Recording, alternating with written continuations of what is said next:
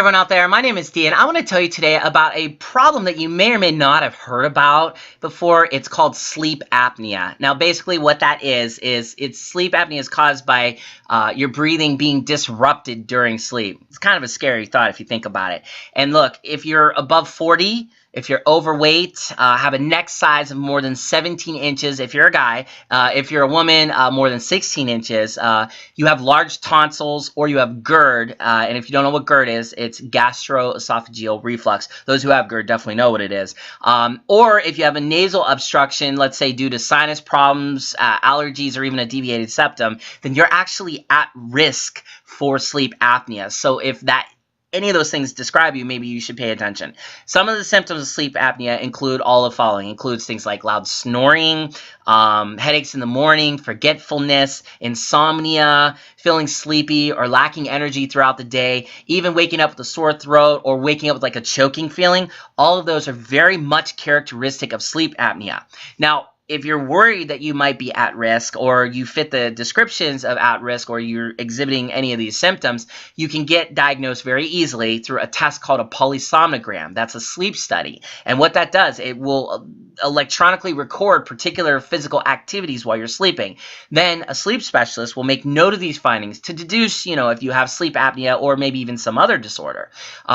You might be thinking right now, okay, but the most important question, can I actually die from this? Yes, you can. It has been seen in some cases that people die of obstructive sleep apnea, mostly during the times between 10 p.m. to 6 a.m. So I would say that could definitely be a concern if you are worried about that. Things that are a problem there ends up being your nose, your mouth, throat blockage. All those things are causes of the death from sleep apnea. And this is, of course, because in untreated cases, there's more carbon dioxide than oxygen in the blood. And as a result of that carbon dioxide being in the blood, increases the blood pressure, and as a result upsets your heart rhythms.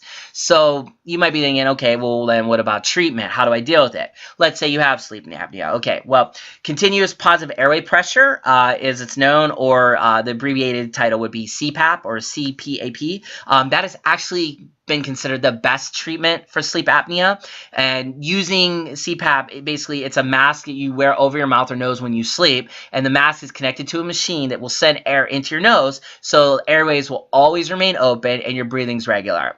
So there you can relax easy knowing that when you go to bed at night and you have sleep apnea, you're getting enough airways so you don't have to worry about, something as terrible as dying in your sleep because of something like an obstructed passage or too much carbon dioxide buildup and so on.